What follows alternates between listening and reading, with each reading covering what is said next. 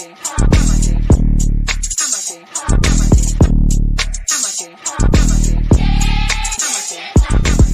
down here to class, 1232 North King Street, Wilmington, Delaware. Shalom, Lord in Christ, to my brothers and sisters, man. Y'all need to come down to 1232 North King Street, where the truth resides, man. ISUPK, Delaware.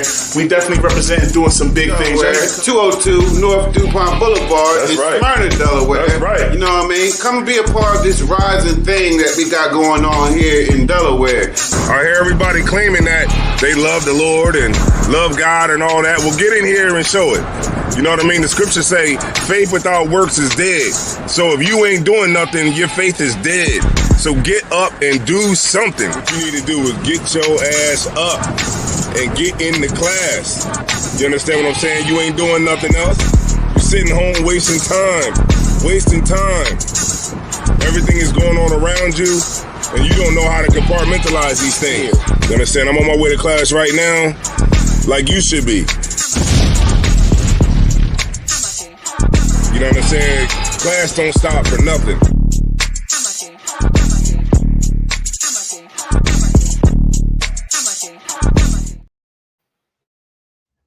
Or touching him more eyes out, or check to make sure that my mic sounds good. Let me see.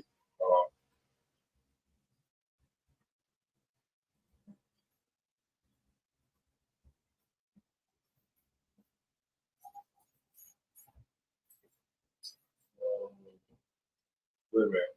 Yeah, because we had some difficulties yesterday. Hold on for a second. Yeah,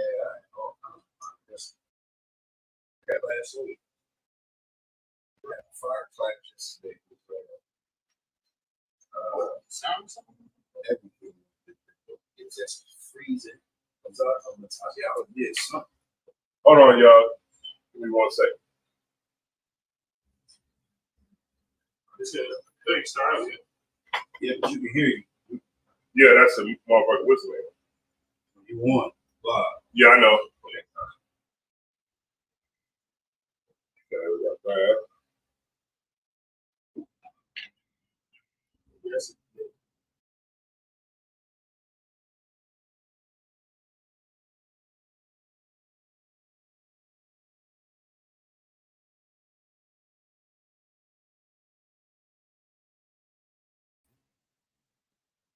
All right, give me 1 second, y'all. I just want to knock out these technical difficulties real quick.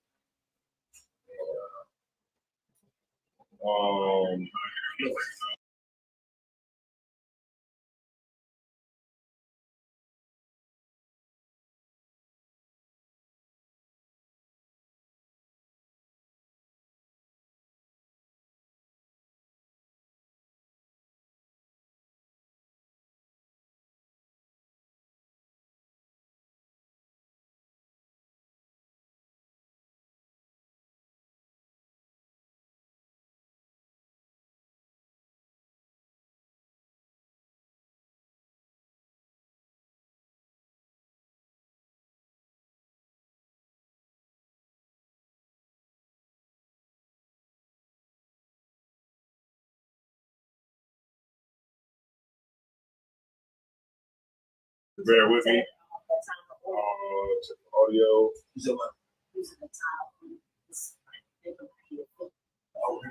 Testing 1 2 3. Testing 1 2 3. Testing 1 2 3. Testing 1 2 3. All right, so that sounds really good. All right, no sweat. So I appreciate everybody, man, for tuning in tonight. This is the ISUPK, the Israelite School of Universal Practical Knowledge, not the Israelite School of Universal and Practical Knowledge.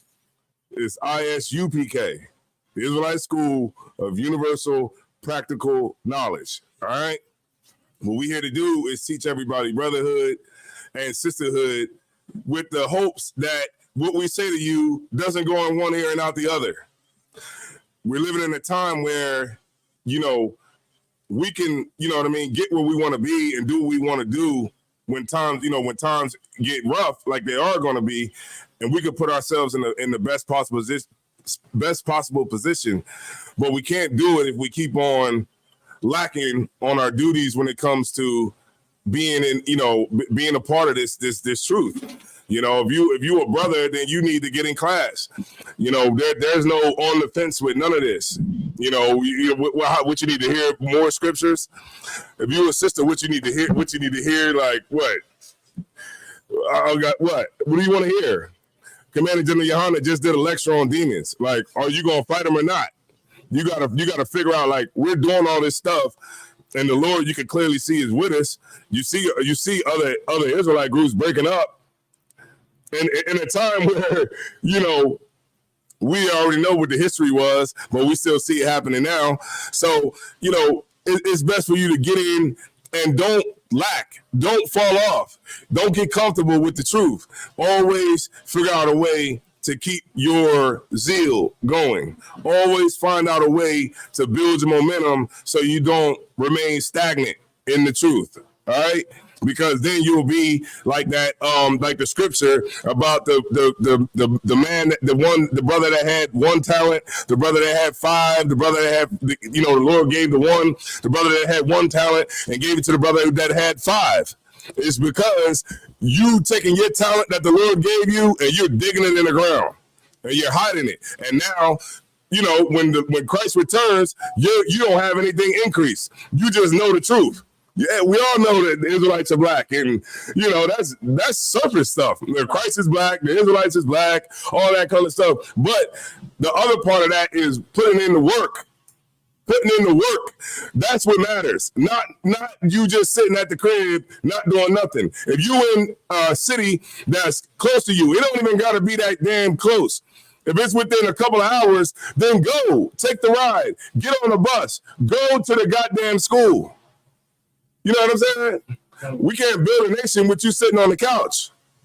We can't, like, and this would be so crazy. Brothers would be like, I'll work. Well, how long you work? 7 days a week. Come on, man. That's not even legal. It's not even legal for you to work that much. It's like, come on, man. You off 2 days a week. Come on, you off, all right? You're off, right? You're off 2 days a week. Go and do something on your day off. Do something before you go to work. Who said you got to sleep all the way until 3 to 11? You know, so you don't got to sleep from when you get off at 11 at night all the way until it's 2 and you get up, take a shower, and go back to work. You don't got to sleep that whole time. You could get off of work at 11 and do something before you hit the bed at 1. You know, in the morning. You could do something then. You could do a late night class. You know what I'm saying? There's always ways around you not doing nothing.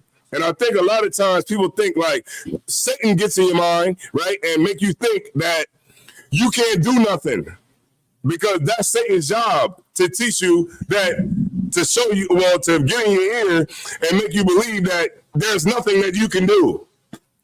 There's always something you could do in the truth. You walk into your nearest class, look around. Hey, man, it looks like maybe we could use a few more books in there. Then go buy them.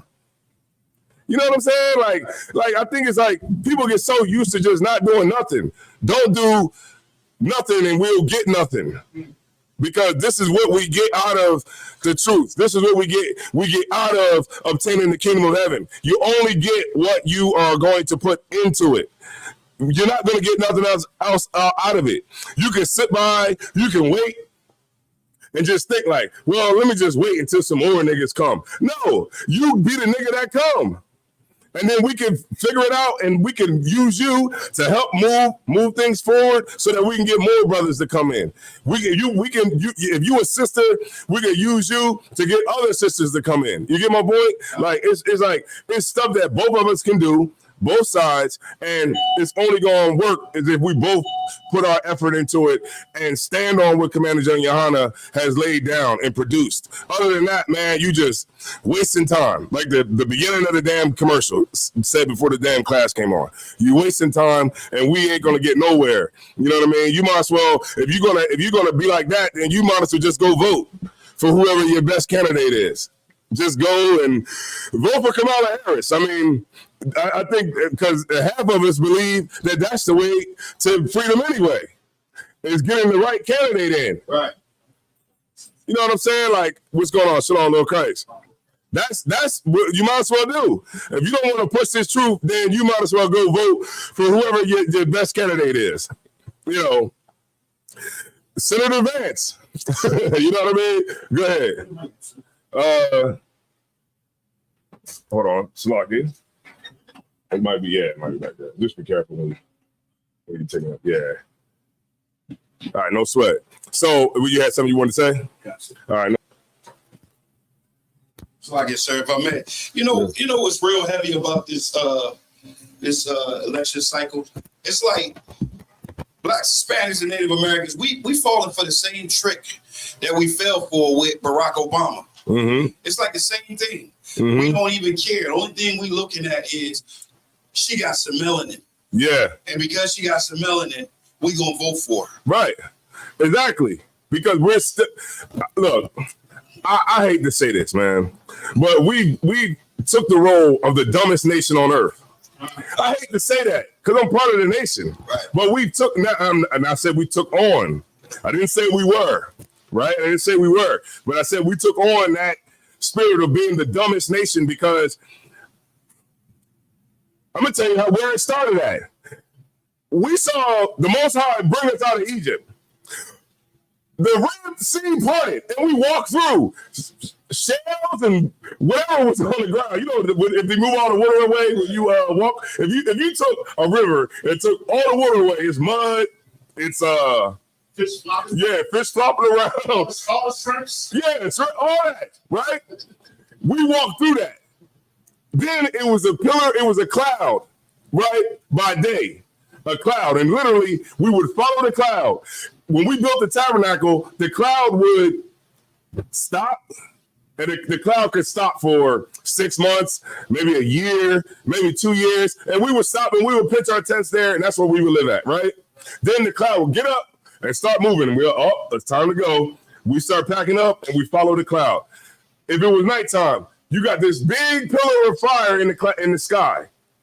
Other people can see it, like, oh man, even other nations, like. Right. Yeah, you know, the Israelites, right? We see all of that. Manna fall from the sky. What else? Quails fall from the sky. Cause no, we wanted some we wanted to eat meat. Right. The Lord sent the quails. Manna. What kind of food rains from the sky?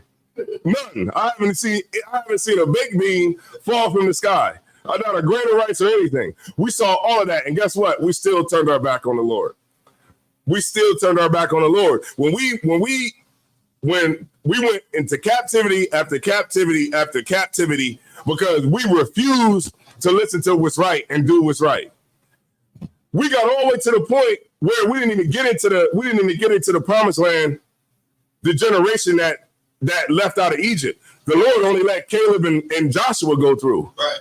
And then we get there and we still mess up. Right. Perpetually mess up. Now here we are. Now I'm just going to skip thousands of years, right? But we'll bring it up to the present with Rome and Egypt and all of that. And then now we're here in America still voting. And they still play the same game on us every single year. Every 4 years, they do the same thing. Now, why is Megan Thee Stallion at the damn the DNC? Why is she there twerking? There's a time and a place for that. But it's not at the damn Democratic National Convention where she could have been. Now, where's all the people that Kamala could have brought up there? Right. She could have brought Commander General Johanna up there. That's never going to happen. But she could have brought Commander General Johanna up there. She could have brought Captain Mashak. Hell, she could have brought me up there. I would have said something, right? But right, she ain't gonna bring that of us, right? But she could have brought thousands of educated people in the world, scholars, grassroots organizations, politicians that could literally lay out a plan of what new systems are going to come in, what types of new, laws are going to come down that's going to specifically benefit Black people and things like that.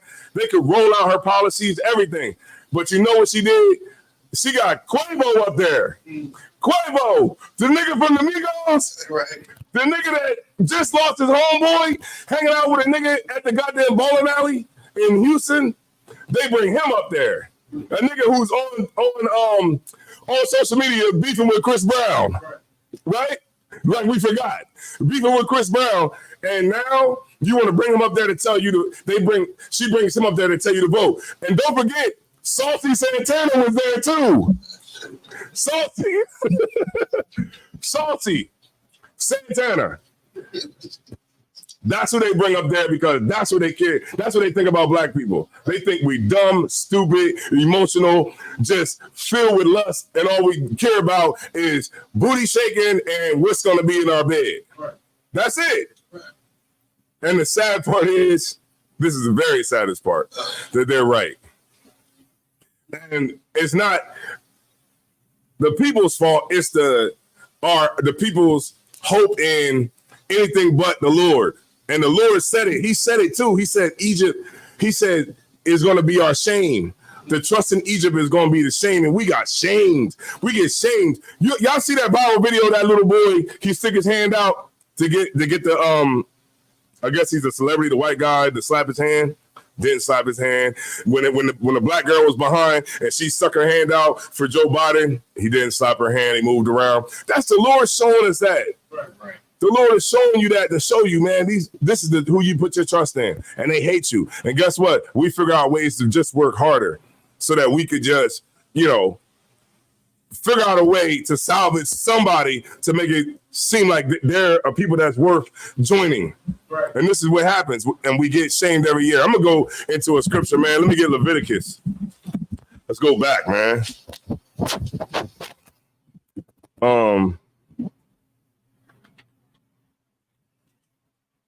Let me grab it for y'all real quick.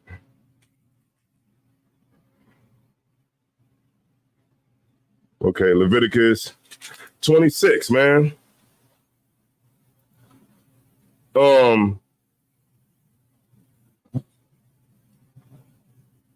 And let's read down a little bit. Because we always see what the things is that, let's start at 26:1. But we always look at the things that are bad. Let's look at some of the things that would be good if we serve the Lord and we kept the commandments, right? Because that's the one thing that we don't want. Like, okay, the general was talking about demons, right? And demons are there to tempt you, right? When you arguing, that's a demon, right?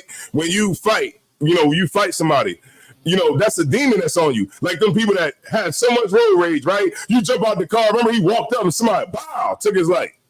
That's a demon. A demon was on him, and the demon got exactly what the demon wanted to shut off your light. That's it. And what we got to do while we're here is understand that that's the game that's being played on you. Having Megan Thee Stallion up there is a demon. It's playing on your demon, because on your demon, you like, yeah, I don't care what her policies is. I just want to see some shaking. What's Kamala Harris's policies? What's her foreign policy? Somebody tell me. What's her foreign policy? What is her stance on, the wars that's going on? What's her plan to stop them? What's her plan to stop Israel from genociding the Palestinians? What's her plan? Hey, nobody even asked that. They had Trina up there. Trina, the baddest bitch. Trina, to tell you to go out and vote. Come on, man. We got to stop. Now, in black people's defense, there are a lot of black people that see right through that. They're seeing through it. And thanks be to the Lord that they're starting to see it. You know what I mean? I just hate the fact that we might have to, they might have to just let Kamala get in there, and then the whole system just tanks, and then black people will try to vote Republican after that. No, I'm just playing. We'll still try to vote our way out of it, right? Yeah. Just to say, even like to have a vote means that it's weak. It's weak. Voting is for weak people. Weak people, strong people don't say, let's vote. Let's vote. You see, nobody does that. People with power don't do that. Go ahead. They do that when they give in. Right. It's like I could easily just have my own opinion and stand 10 toes down on that, but I don't want to be held accountable for my opinion or whatever have you. So I would rather just let's just do popular opinion. Let's all come to an agreement. Yeah, and they got Kamala Harris back there with all women, all single women that just want to have an abortion. Because instead of them just attacking the fact that you shouldn't lay down with a bunch of people and have unprotected sex, she's just looking at it like, well, just get rid of the baby if you make a mistake. So there's no accountability there, you know. And at the very surface level, that's all this election is about. It's about women's rights, the LGBTQ agenda. It's about I guess it's Project 2025. Right, all that kind of stuff, but that's really at the surface. That's really all it's about, as far as like black people know. You know what I mean? This, I remember this. This sister in the world asked me. She was like, "Who you voting for?" Like, voting for what? For who? Voting for what? You know, it's like even in this day. And I started dropping it on. I'm like, look, man, you know, we're not supposed to vote. Where voting got us, blah blah blah. I'm like leaning into it, right? And she was like, man, you know, you're right. And I was like, so who you voting for? Because I know you're going to vote anyway. Even though I said everything, all this, buried my soul in this, trying to get you not to do it. And I was like, so who you voting for? And she just started laughing because you know I'm right. You don't care what I'm saying. That's it. Black people will look at you and listen to you and not listen to nothing you say. You know why? And that's why I'm so glad that Christ spoke in parables. Right. Christ will go to camp and do this. Red fish, blue fish, green fish, blue fish, knick-knack, paddywhack, give a dog a bone. Shalom. And walk off. You know what I mean? That, you know, and then people be like, what did he just say? That's what it sounds like when you're trying to give people good advice. Right. That's what it is.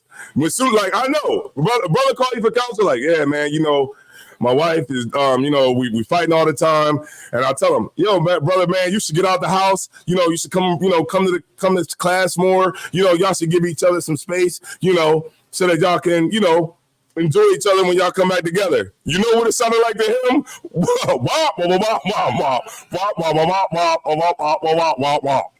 That's it. And I took an hour out of my day to get on the phone and talk to you, and you just literally just listen to everything. And guess what you're going to do? Stay in the house. And then be like, yo, Salakia, you know, she called the cops. Go ahead. Like, I know you told me what to do, but I didn't do it. So, like I said, another thing that's kind of getting on my nerves about this whole Kamala thing and them pushing her up to be something like so great. Nowadays, one of the things that some of the so-called, you know, influencers are saying is that men passed up on a good thing. You know what I mean? How they talking about Kamala, and then, you know, people coming out and saying, well, she's not black enough, and they just like, well, you know, yeah, she wasn't black enough, but she married a white dude, but that's because she was in the black neighborhood. She was living amongst us. She was going to school amongst us, and a black man passed her up. So it's our fault that she didn't marry a black man. It's our fault that she went out here and did these things and then turned on us and literally said that she can't do it. And I think I hate to give the dude credit. I ain't even gonna say a name, but the boy, he said how Kamala Harris literally said she can't do nothing just for blacks. Yeah. But then turn around, that whole party did something for the Asians. They did something just for the Arabs. They did something just for the LGBTQ community. You know what I'm saying? But they couldn't do something just for us. Right, because go ahead. No, go ahead. But now you want to walk around here and you want to be on BET Awards and you want to say they not like us. Right. You want to go around here and you want to say, yeah, I like jazz music. You know what I mean? I gotta go to Jim's Cheesesteaks in Philly. Yeah. So, because let me tell you something, the difference between the Republicans and Democrats. The difference between the Republicans and Democrats can be summed up in a couple of things, right? The Democrats is just like McDonald's. You know, at the end of the night at McDonald's, they throw the food away, right? They throw the food away or they save the food. The Democrats is like, say the Democrats is McDonald's. And at the end of the night, they take all the Big Macs, all the double cheeseburgers, and they put them in a great big bag, take them outside and give them to the homeless. But when you take these hamburgers and you take these extra fries and all that stuff that we have here, you're going to have to take abortion. You're going to have to take, welfare. You're going to have to take food stamps. You're going to have to take these policies that come along with the handout, which is going to keep you in a lower state, right? Now, the Republicans is like, the hell with all this food. We're going to throw it in the damn trash, right? And you got to do for yourself. And that's really it. But the thing that they have in common is that the Republicans just flat out let you know that we don't want to give you no power. Right. This is about us and what we want, and we don't care, and we have no interest in you getting power. The Democrats is, we want to act like we're your friends, but we don't want you to have no power either. Right. So what we're going to do is we're just going to act like your friend, get you to get us into power, and we're not going to give you nothing. And we're going to pander to you when the time comes around again, because we know we need you again. But when we get in power, so they both pretty much are, it's two sides of white people that don't include you in power, and they don't ever want you in power. They'll get you in the back and hold up a sign, or they'll do something like that, but they're never ever going to share any power with you. That's just really the truth about it. And we fall into that trap. Look, now I know this might not happen, but I wouldn't be surprised if Kamala's running mate is a transgender. Hey, yo, that. Now let me tell you why I say that. Because when she say, like, if she goes for 4 years, right, the country's in shambles, right? Then a Republican comes up and says, man, look at the country. Bread is $8. Man, look what they did on the war and this here and this, that. They start bringing out all these facts, right? You know what they're going to do? They're going to take that vice president transgender and say, we got to vote the first black transgender in office. We got to, this is historical. This is historical. We get the first black transgender in office. This will be great for the world. They do it every time, don't they? They always make it historical. This is the historical election. This one's going to be the fate of the nation. We got 2-1. Right. This is going to be the end all be all. Right. So you got to get out and vote. But they never teach you, like, what is a closed primary election. Has somebody ever explained it? What is a superdelegate? Does anybody know what a superdelegate is? No. Does anybody know what a pledge delegate is? What is any of these things, these terms that are used, so that we know and we fully understand what this whole election process is about, what the two-party system is about? We don't know that. You know what they do? They get Quavo to get up there to tell you to vote. Right. Or they'll get Megan Thee Stallion to get up there and sing a song. And then it was so crazy about it. I'm gonna get into the scripture, but what's so crazy about it? They had a white lady, a white anchor, breaking down her lyrics at the Democratic, because people were just looking at the performance, but like, where was the words? Like, what were you saying? Like maybe you could have made a song about voting, or maybe it could have just been, Megan Thee Stallion was there and she just got up there and started talking about the policies. Like, hey, what we want to do is we want to have better healthcare. We want to have better, education, blah, blah, blah. That would have been more effective than her just getting out there. She ain't say nothing. She said, we gotta vote the first black woman in office, y'all. Yeah. That's it. Nobody know nothing. That's it. All right, let's start off, man. Leviticus the 26th chapter and first verse. Anybody got the see me again? Anybody? 1 minute. Maybe I'm tripping. The see me again. Oh, but go ahead. Somebody read Leviticus 26th chapter. Is that right there? Oh, yeah. It's like it. I see a whole bunch of Yeah. Can I get Leviticus the 26th chapter, please? Baba Kashaw? The water. I appreciate that. Go ahead if you know what I mean. Be my guest. Okay. I'm gonna go ahead and read that. I think it's like crazy. Oh, the comments. Okay, what we got? We got comments, man. Let me see. Okay, I'm not voting for one. Plus Kamala. Plus Kamala sold out her own mouth that she doesn't support reparations for black people. So why would I vote for her? God, Yahweh gave me wisdom not to vote anymore. That's right. And anyway, right now, reparations wouldn't even work anyway. Like reparations probably would have worked like back in like maybe the 20s or like maybe, like the early 1900s, right? Like right after slavery, it would have worked because it would have helped with our infrastructure. But right now, the oppressor got so much infrastructure that even if they gave you $300,000 a piece for everybody, for one, it would be hard for them to even, it would be hard for them to like break it down because we have so many, like integrated families and everything like that. And then also, black is not a nationality. If now we all was Israelite and we claim Israelite or Jew as our nationality, then we would maybe have a better chance. But as long as we classify ourselves as African Americans, that's not a nationality. That's just a name after two continents, and you can't be the whole continent of anything. That's like saying I'm a Earthian. Right. Go ahead. It's not even an official name because that name was given to us in the 80s. Mm-hmm. You know what I mean? By Jesse Jackson. So you're like, man, it'll change. I'd be like, man, I'm an Earth man. Don't you see me? Like they'd be like, I'm a black man. Don't you see me? They'd be like, yeah. I'm like, I'm from Earth. They'd be like, well, that's not a nationality. Sorry, we can't give you no reparations. humanoid. Yeah, I'm a humanoid. Dr. Cornel West. They could have even got him, but he got a white woman. What?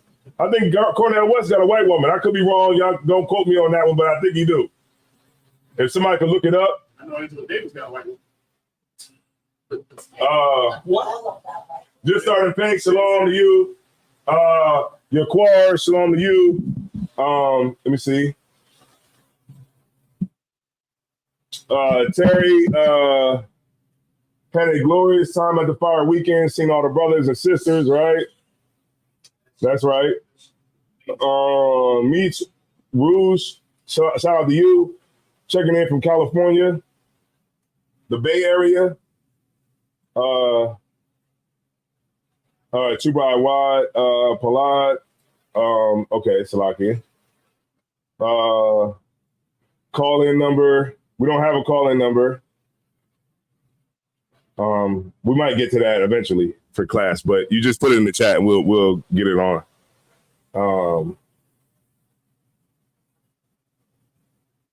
Okay, brother, the lust of the eye, the brother struggling with the lust of the eyes, lust of the flesh, and pride of life. Damn, that's what everybody's doing. Join the club. All right. I'm not voting for no one plus Kamala. Yeah, that's ain't that what everyone all fighting, you know what I mean, to be in the truth. Men and women. That's normal. What you gotta do is you gotta get around your brothers and your sisters.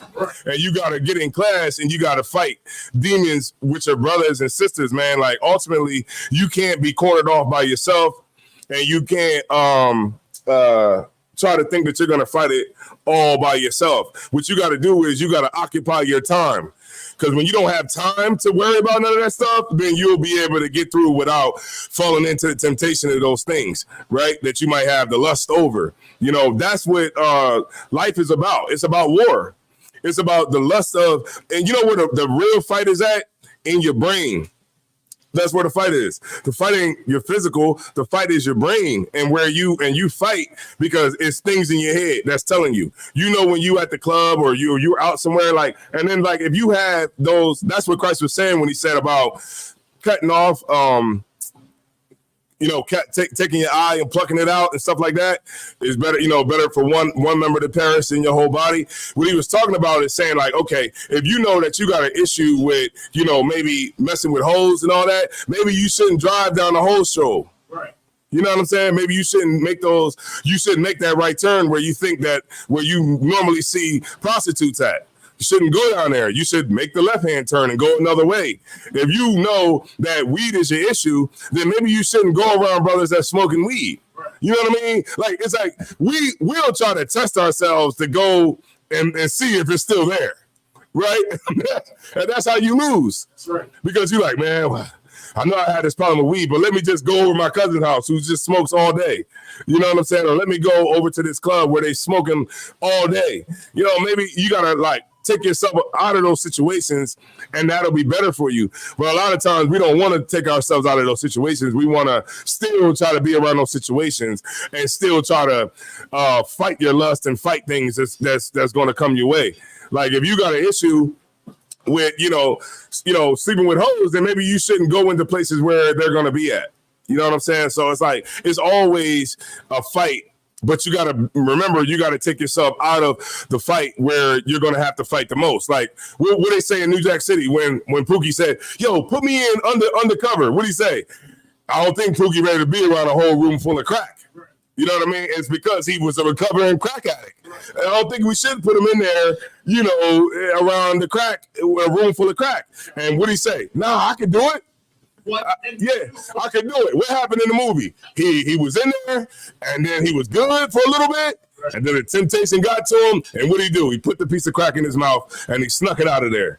And then he got back smoking again, and that's ultimately what caused his death. And so that's why Christ said, you know, if your right eye offend you, man, pluck it out. You know what I mean? And change the things that you do that will help you fight those demons. Right. One thing that you can do is by going to class, figuring out you can't have a bunch of stuff to do if you are working all the time. Brothers work so much they can't come to class. Right? So if you occupy your time, then you have no problem with fighting your lust, fighting the things that keep you back.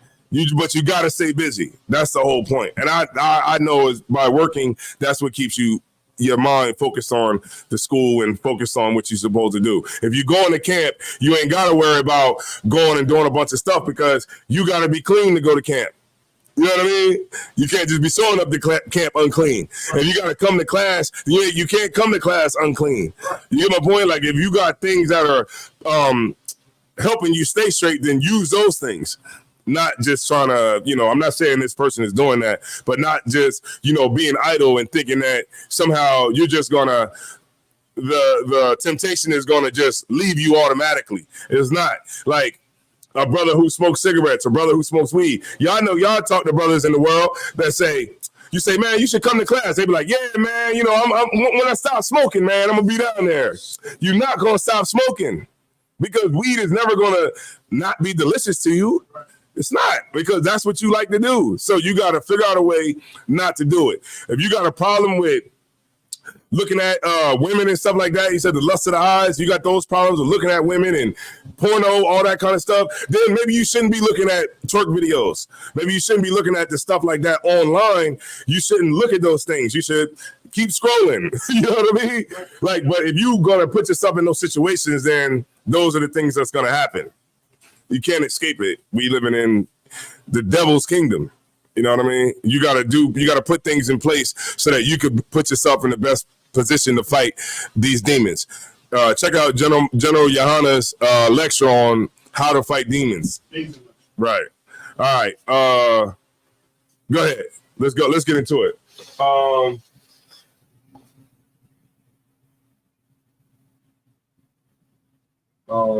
Don't be Pookie. It was like 1 minute, 2 minutes. Yeah. All right, let's get it, y'all. Let's get it. Let's look at some good things. What you got there, Thashim? Some food? Oh. He brought it out like he was about to, you know what I mean? All right, no sweat. Go ahead. Oh, shit. The book of Leviticus 26 and verse 1. Mm-hmm. Ye shall make you no idols, nor graven image, neither rear you up a standing image. Mm-hmm. Neither shall ye set up any image of stone in your land to bow down unto it. Keep going. For I am the Lord your God. Yeah, just keep. You can keep rolling through it. Yeah, just keep rolling through it. Yeah. Ye shall keep my Sabbaths and reverence my sanctuary. I am the Lord. Verse 3. If ye walk in my statutes and keep my commandments and do them, then I will give you rain in due season. All right, look, everybody that's sitting in the crib, pull out the Leviticus, the 26th chapter and the first verse. Don't just look at the screen, all right? Hold on. Don't just look at the screen. Don't look at what I'm doing right now. Right. Pull out the scripture and look at what we're reading. All right, like we got to stop wasting time with this. We got to stop playing these games. And I'm not saying y'all doing it, but pull the Bible out. Pull your phone out and look at the scripture. All right, that'll help you when learning more about what we reading. All right, go ahead. Now, if we did all these things, what the Lord say would happen in verse 3?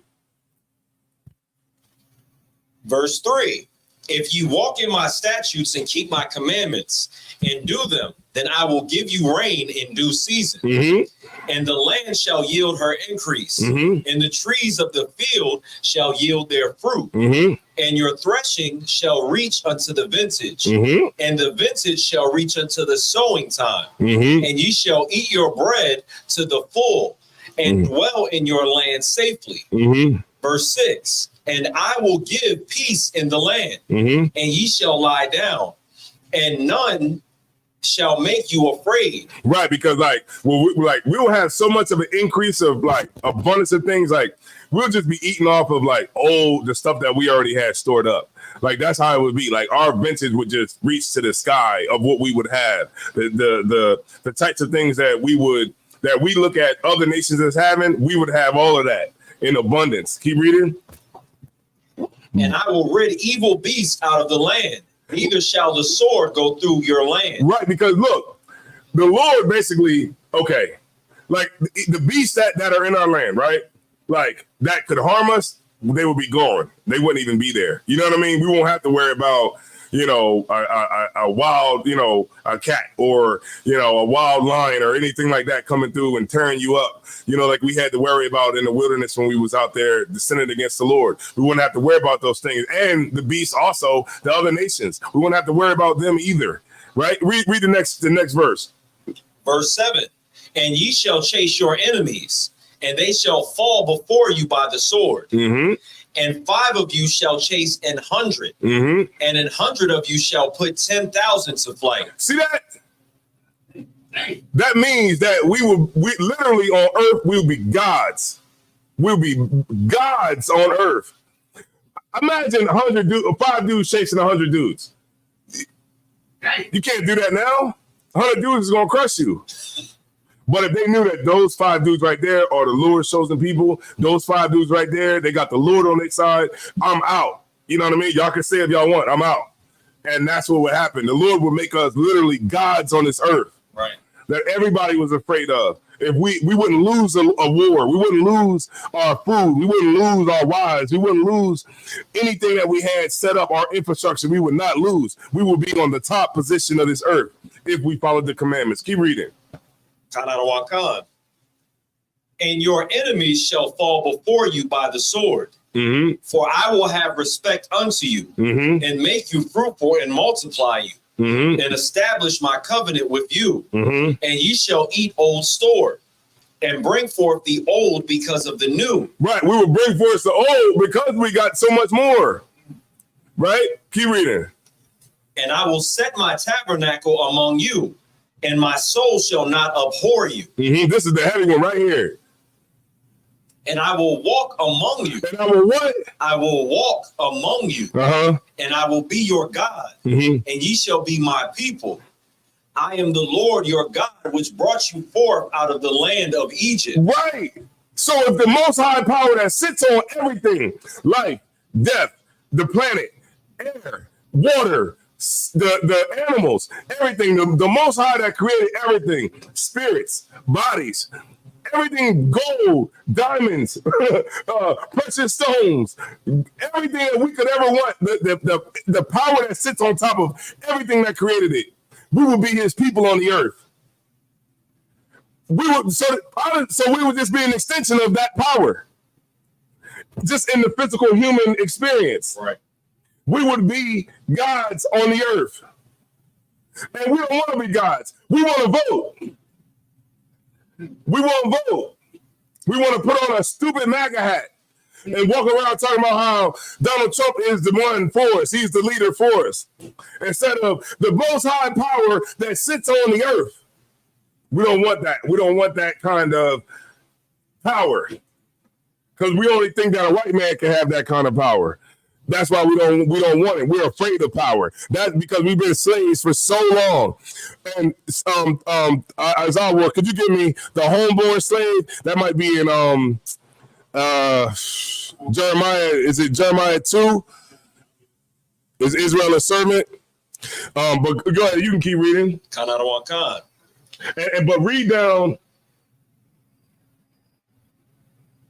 to go down to 14. Kanadawan Khan. Slaki Adawan. Did you want me to finish 13? You can finish it, yep. Kanadawan Khan. That ye should not be their bondmen.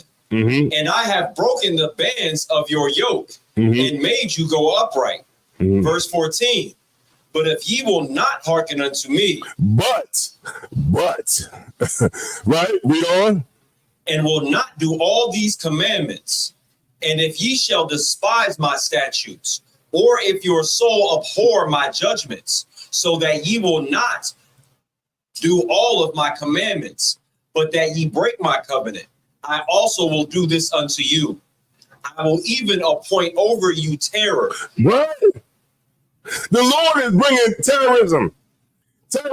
You be like, oh, where is all this terrorism? Why is all these school shooters here? The Lord is doing it. The Lord is doing it. He's bringing terror on you. We're so afraid of white people. That's just what it is. Let's just call a spade a spade. Black people are afraid of white people. And I probably won't get it a ban because I said that, but we're afraid of the oppressor. That's what it is. That's the truth. And you can say what you want because I don't care what you say. I watch First 48.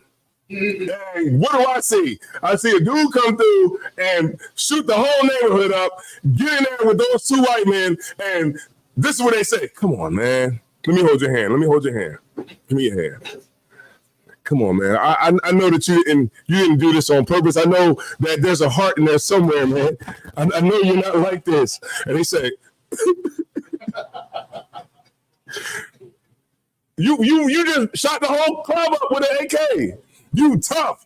You get in front of a white man, and that's your dad, your pops. That's your daddy that's basically breaking you down right in front. They'll look, if they really want to get you, they'll bring Justina Mason in there. If y'all watch First 48, y'all know who Justina Mason is. She's the chick from Tennessee. She's the homicide detective from Tennessee. And she'll come in there and be like, why are you out here doing this? And have you break you right down. And your intention was not to confess. And you be in there talking. Look, the oppressor gets you in there talking without a lawyer. That's how much you break down. That's how much we're afraid of the oppressor. He gets you in there talking without a lawyer. Go ahead. Keep reading. Keep reading where you at. I will even appoint over you terror, consumption, and the burning ague that shall consume the eyes and cause sorrow of heart. And ye shall sow your seed in vain. That's what we're doing right now. We're thinking about us voting, that's sowing the seed. Like, your vote is the seed. That eventually, when you vote and sow the seed of this vote, it's going to get you to the promised land. Donald Trump's going to get in office and be like, black people are free. Everybody's free. Free healthcare, free education, free cigarettes. The LGBT, everybody is free. And I'm saying this is what really people in their mind think. Everybody's going to win scratch-offs. Right. No taxes. It's going to be great. Buses are going to be running every 15 minutes. And that's what we think. But nothing's going to happen. The seed that we sow is in vain. Right. The Lord is doing it. The Lord is preventing you from getting a good candidate. The Lord is preventing you from doing that. We think that we're going to vote and get a good candidate because we just sowing a seed offering. What they say in church, Isaiah Ward? The seed offering. You got to sow a seed. Y'all remember that pastor was like, somebody bring $100. I need 10 people to bring $100 up here. 10 people walked up. She said, now I need you to say, is that all? People were up there like, give me that 100, like, is that all? Is that all? So I hear you saying it. People come up and get 100. Is that all? Then she said, I need send people to bring up $1,000. Woo! They came up. Dude came up. It's like, is that all? She's like, yo, I don't hear you saying it. He like, is that all? they play that game on us, man. That seed ain't going nowhere. You think it is, you sowing it in vain, and the Lord is showing you and telling you. Go ahead, keep reading.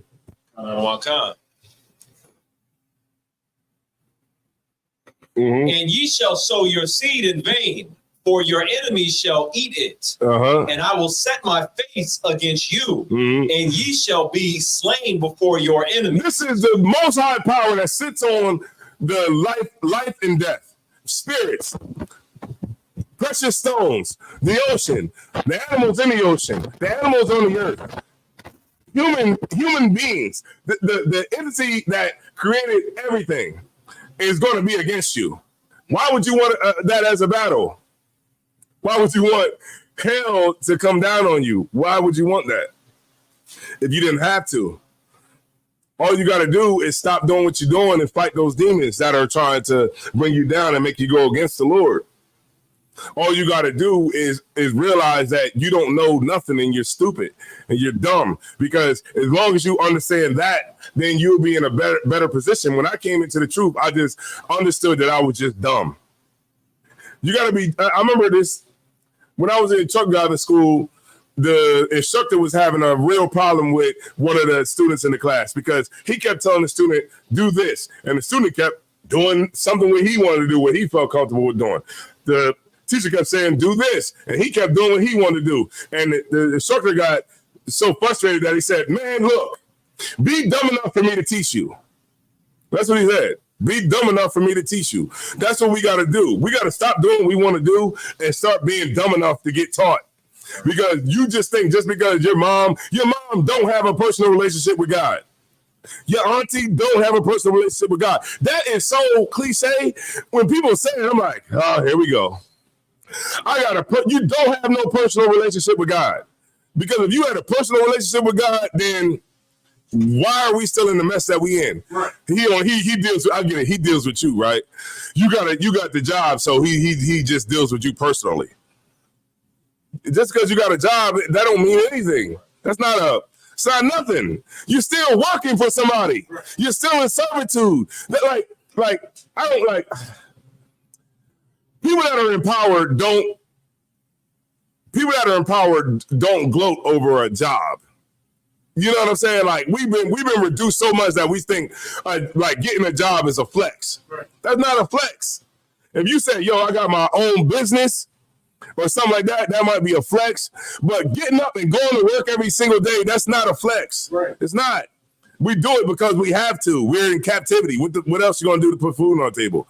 You have to have money coming in, and the money's going out. It's going out. That's not. What is that? That's a life of servitude. Right. And then look where it's going. The electric company. Who's that owned by? The oppressor. Your car note. Who's that car owned by? The oppressor. Your cable company. Who's that owned by? The oppressor. Who's the bank that owns your mortgage? The oppressor. Who's what? The food that you go buy, the restaurants, Olive Garden, Red Robin's, wherever the hell you want to go. McDonald's the corporation is owned by the oppressor. So all your money that you work for to get in, it goes right back out to the oppressor. And that's a flex. It's not a flex. Even owning your business ain't even a flex because you just steal everything. All your regulation comes from the government. All your frivolous prices that you owe this much. We need your franchise tax. We need this. We need that. It's all money going right back to the oppressor. None of this that we do in America is a flex at all. Nothing. Everything we do here is slavery and captivity. And you think that it's not, well, then if you were free, then you would be able to leave this country and do whatever the hell you want to do. And you can't. Because this place ain't free and we ain't out of captivity. The Lord said that he was going to be against us. And this is what we see every single day because the Lord is against us. You know what I mean? But it's messed up. All right, go ahead. No, oh, okay. Salakia, and I will set my face against you, and ye shall be slain before your enemies. They that hate you shall reign over you, and ye shall flee when none pursueth you. Right. And if ye will not yet for all this hearken unto me, then I will punish you 7 times more for your sins. Right. So, and even after all of that, the Lord said, even after all of that, if we still going to go against him, he's going to punish 7 times more for our sins. And you see that it's absolutely right. When you walk around, like, I don't care which city I'm driving through, I know where black people are because it's dirty and it's trash and it's liquor stores and it's lottery. You go into the black neighborhood, lottery, the Powerball, Mega Millions. They throw it right in your face because they know you ain't gonna get it. They know you never gonna get it. I see people, it be so sad too, man. So sad. Our people would be up at the thing like, let me get 317, let me get 713, let me get 525, let me get 299, let me get 123, let me get 562, let me get 719, let me get 819. Yeah, let me go 50-50 box. Let me get 722. Let me get 10 Powerball tickets. Let me get 5. Let me get 5 scratch offs. Yeah, number 2. Yeah, let me get number 10. And they walk away like this. That's your normal. That's your normal. Yeah, that's your hope. That's your seed that you're sowing. And it's in vain. You're not going to make it. You're not going to get it. Especially if you're in this zone. You think the oppressor don't see that? You probably have a better chance of winning the lottery, like going to a small town full of white people to try to win. Because they're not going to let you in the middle of the ghetto win a jackpot of $1 billion. That's why you never see it. You know what I'm saying? Like we gotta really stop and really think about what we're doing when we out here, man. We got black people voting for Trump, man. Trump ain't gonna do nothing. He's still saying black jobs, like he's right about it too. That's what it is. It's black jobs. That's true. Black jobs in America are the menial position jobs. Those are the jobs. I'm gonna just say it like this before I say Shalom, Lord Christ. Before I say like menial, I'll just say like this. Black jobs are the jobs that's not in a position of power. That's what it is. Shalom, Lord Christ. It's not the position of power. That's what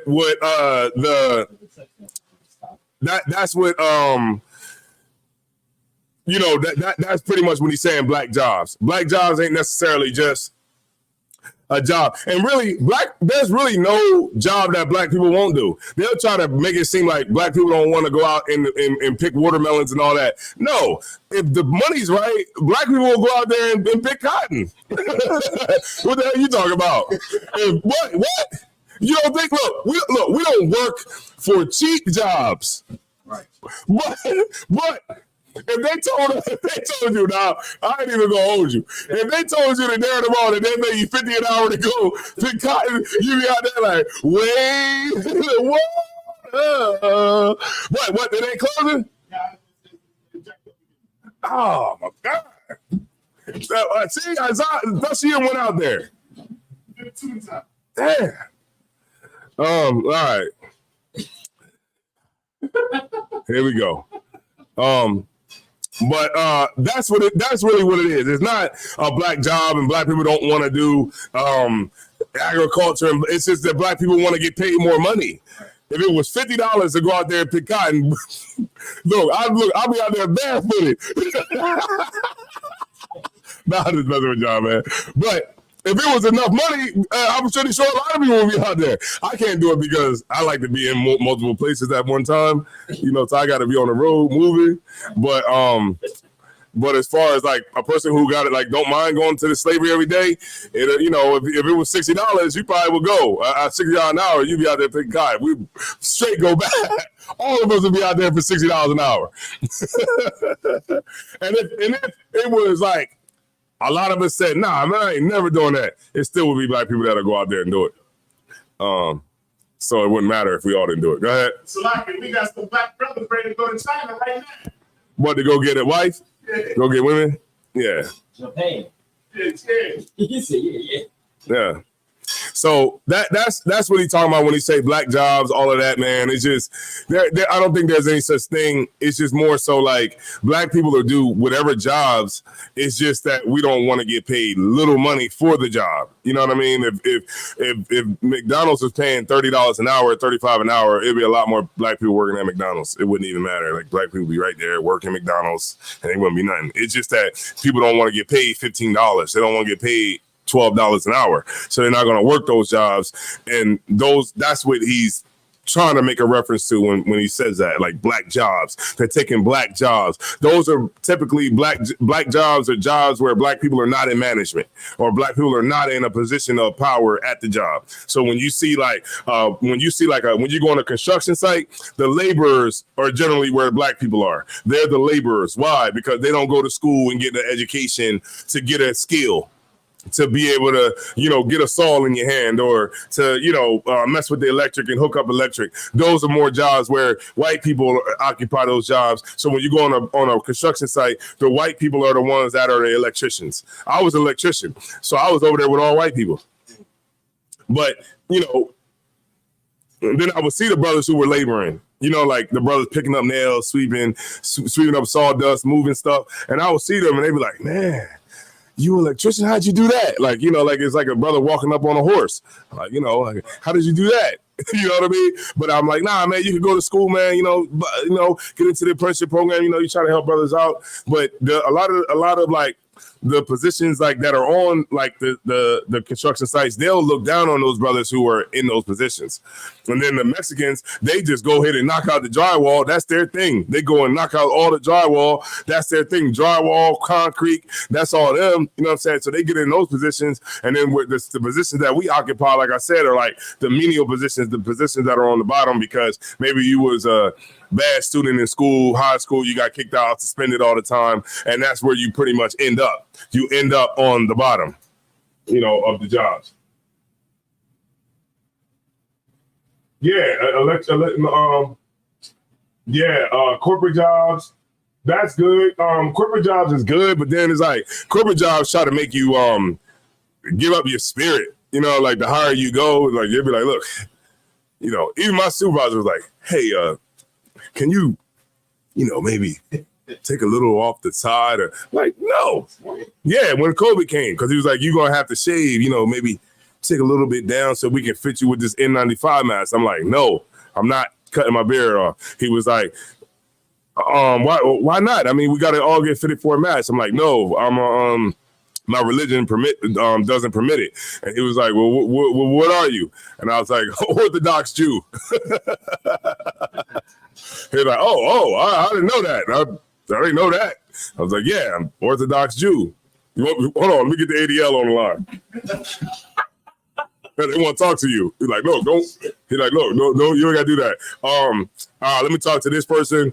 And then boom, he talked to the next person. They was like, look, well, he's not going to cut his beard because of religious reasons. So they was like, well, we got to separate him from everybody else. So we got to give him his own office and we got to, give him a computer. We got to get the business line ran into his office and we got to give him his own computer. We got to do all this. And the black people was like, damn. They're like, damn, you got an office and everything, man. Like you came up. And I'm like, yeah. And then like they told me other black people in other like divisions was like, they heard about, what I did, and they was trying to get the religious exemption too, but, yeah, so, all of that, man. And then, like people who got like the what's that called? The shot, all of that, like people who got the shot and stuff like that, it kind of really didn't even really mean nothing, right? Because people, now that you looking back on it, I mean, people still catching COVID today, right? Yeah. And then the people that did catch it, that didn't get the shot before, they're just dealing with it. It's not even like it. So maybe we didn't have to get it. What the fuck? Go ahead. Slacky, I ain't gonna hold you, Cap. When I first got COVID, I felt like I was gonna die. But after I got the shot and then I caught it again, it was manageable. Right. My eyes was about to pop out my head like. Right, but what about the people that didn't get it and just caught COVID and then they caught COVID again? I don't know. You know what I mean? But yeah, I'm just gonna keep going.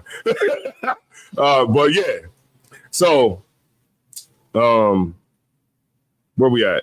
Verse 18. I can reread verse 18. Yeah, let's go. Let's get a little bit more. But what we talking about for everybody who's coming in, man? We're talking about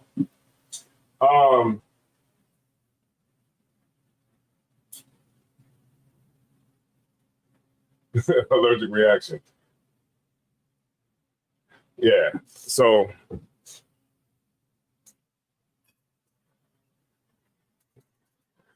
like, yeah, I think the sister, yeah, no more corporate jobs. That's what it is. Like, the higher you go up, they be like, look, you need to shave your beard. You need to, shave everything. Them pants need to be a little bit tighter. And, we don't need you walking in here looking like that. All right. So a lot of that is, I remember Isaiah was saying that he could have went up more to the corporate, but it was like, hey, you're going to have to dress like this. You're going to have to talk like this. And it's not really worth it at the end of the day. Go ahead. Keep reading a little bit more. The book of Leviticus, chapter 26 and verse 18. Mm-hmm. If ye will not yet for all this hearken unto me, then I will punish you 7 times more for your sins. Mm-hmm. And I will break the pride of your power. And I will make your heaven as iron and your earth as brass. Our heaven is iron. It's iron. It's like we can't see past the iron ceiling. And that's like where the imagination comes in with voting. It's like we think that we're gonna get past that iron ceiling one day, and the Lord is gonna be with us. Man, you got white people up there like, thank you, Jesus. I pray to Jesus for Donald Trump. How is everybody praying? We all praying to the same God. They're praying to make America great, and you're praying to get a policy. Come on, man. It's not going to work. This is involuntary servitude for our entire existence here in America. I hate to break everybody's bubble. Your grandmom is not saved. Your mom is not saved. Your dad is not saved. Your brothers and sisters, your cousins, your aunties, all of them are not saved. Nobody's saved.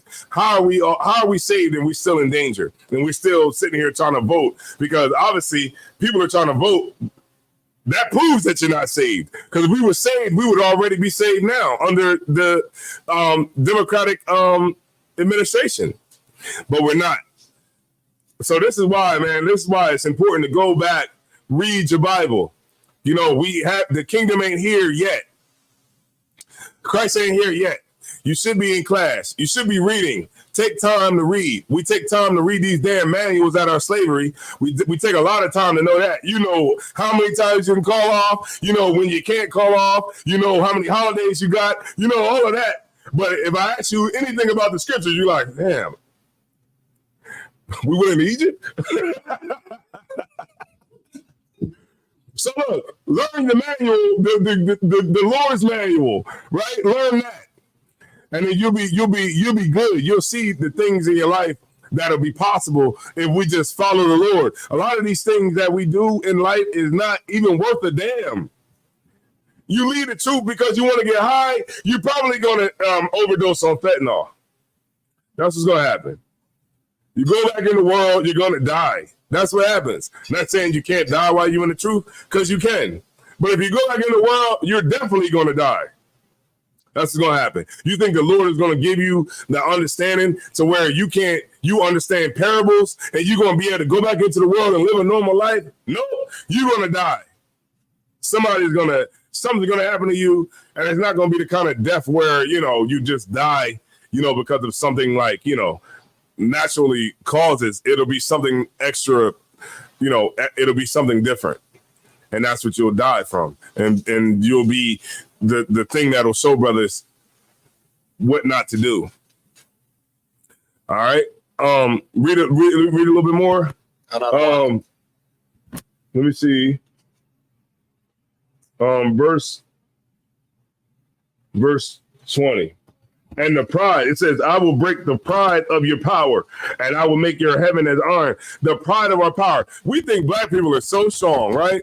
Oh man, we so strong. We dominate the NBA. We dominate everything, right? The Detroit Pistons, we know how to play basketball together, but for some reason, we got 4-star general, right? We got Colin Powell is a 5-star general, but he can't seem to come up with a military strategy to free black people. The pride of the Lord is going to break the pride of our strength. You got a whole LeBron James, big, 6'8", 200 and something pounds, muscle, running through a court, and he get called a nigga. And they'll spray paint nigga on his damn house, right? You think you strong, you ain't strong. How is... When you on a slavery, right? I was on a slavery, right? And my supervisor was like, hey man, I need you to get with, a couple of people and I need you to take this motor and then move the motor over here. And I was like, oh, no sweat. Picked the motor up and moved it. He was like, wow, you moved that by yourself? And I'm like, yeah, it was, it was pretty light. But how are we under them? How are they outthinking us? What are they outthinking us? It's because they're more analytical. That's really what Esau is. Esau is not stronger than you. He's just more analytical than black people. He thinks about more. He thinks about more of what ways. Like remember my lecture. He thinks about what'll happen if this happens and what'll happen if that happens. We don't think like that. We don't think about what happens if this happens, and then we figure out something to deal with that, and then if this happens, we'll figure out something to deal with that, and if that happens, we'll figure out some way to deal with that. Well, we'll have it all covered. All the bases are covered. We'll do that. That's why they know before a verdict comes out, that's controversial verdict. Before the verdict comes out, the cops will block this street, this street, this street, this street, this street, this street, that street over there, that street over there. So you can only go like this and back out to the highway. That's all you're going to do. Back out to the highway. Back out to the highway. They know exactly what you're going to do. So they know what you're going to do if you do this. If the verdict is guilty, they know what you're going to do. If it's not guilty, they'll open up the streets. Because you're going to be like, oh, thank God, we won. What I'm trying to do is tell everybody, man, is that we got to stop being stupid. Stop being dumb and emotional and people that are just worried about our lust, who we can have sex with, what kind of drugs we can take, what kind of cigarettes we can smoke, what kind of vapes we can get, what kind of blunts we can buy, what kind of beef we can get in with another brother online. You know what I'm saying? How many niggas we can shoot up at a party? That ain't a flex. That's nothing. That's just a bunch of people, black men who are emasculated men. Our women are running around, running everything. Our women are about, they trying to elect a president, and then they got black people thinking that they could actually really do it. You know what it really comes down to? White women. That's who's going to elect the next president. If white women feel that a black woman, from what they can perceive, a black woman is going to be good at running the president, running the country against Vladimir Putin, Kim Jong-un, all the Kim Jong, what's his name, Jong-ping or whatever, the dictator of China. Do they feel that if there was a room and it was Vladimir Putin, who is linked from the KGB, linked to over 300 murders, psychopath, if he's in the room, I mean, mentally strong, mentally analytical, mentally superseding everything that this so-called sister can say to him. It's like putting her in a room with Hannibal Lecter. She'll be in there like, we, you know what I mean? He'll be like, poor little Kamala. Poor little Kamala. I once put a man's liver in my supernator with some fava beans. Hey, that's not war. Huh? I once put a man's liver inside of I said my super with some fava beans. You can't talk to a man like that. He gonna have you discombobulated. He ain't running the country for nothing. We gotta understand what power really is. You putting this woman who you think is a black woman that's a sister girl. You think sister girl gonna handle that on the world stage? Go ahead. Not when you bring Megan Thee Stallion out, you know. Right. What are we? You think white women are gonna vote for that? No. White women are gonna be like, no. Hell no. Because what makes more sense? Donald Trump makes more sense. It makes more sense. Why would you send her in there? Put a pot of greens. I put greens in the tub. Who? Auntie? Yeah, that's the vibe she's giving off is auntie vibes. You gonna send auntie over there to go and discuss the fate of the free world? Not just like, I don't think people understand. Africa is watching the presidency over here. Every country in America is watching because whoever becomes the president of America is a leader of the free world. Is the leader. So we're gonna put this woman over top of the free world. It's gonna come down to white women, just like it did when Donald Trump was up against Hillary Clinton. Same thing. Are these white women going to vote for Kamala Harris, or are they gonna put their trust in their man? And I guarantee you, it's gonna be their man. Could be wrong. I'm just gonna leave it up to the Lord. But it's safe to say Trump's been up against a woman before, and yeah, they didn't vote for Hillary. That's right. They voted for Hillary because they knew that their power lies in their man. If black women understood that, then we'd be in a better position. But you know, what we on? The 20 versus 1. The balloon. Look, you walk out with that balloon, pop. Hey, as soon as you walk out there, pop. As soon as I get out there, like, as soon as I walk out there, they're gonna be like, pop, pop, pop. Then they be like, okay, so we had 3 women pop. Well, okay, so what did you pop for? I don't know. He just looked like he's in trouble. What you say? They were. Yeah, they be like, pop. They be like, oh, you know, it's going to be like, oh, like boots. Yeah, like, look. It's giving broke. Yeah, it's giving broke vibes. God, me, I could be a great, you know what I mean? I can be a great man. That's why I'm waiting for a millionaire to go on there. I'm waiting for a millionaire to go on there. Like, and I want all the women to pop. You know what I mean? I want all the women to, you know, and then see all the women pop, right? Pop, pop. Oh, I'm just looking how you dress. And they say, well, what do you do? Well, you know, I run a multi-million-dollar company. I own, 8 cars. I own 2 mansions. You know what I mean? And then just SHIT on all of them. Go ahead. It was a brother up there that was like that. Mm-hmm. And she was like, you got too much going on. Mm-hmm. Like Yeah. intimidating. Yeah. And that's what we got. We weren't about a 20 versus 1. They got the dude Shamar. Shamar, you know Shamar, the gay dude that's like this. Yo, The gay dude like that. Huh? Shamar Moore? No, it's a gay dude. He's like, he be on everything. Shamar or whatever. Oh, he's bent. It's like bent. Yeah, he like his body's like bent. Like he must have did something in a previous life. So, but go ahead. He did one with YSL Coke. Yeah. He did one with him. YSL Woody. Yeah. That's what we concerned with. We're concerned with entertainment, shaking butt.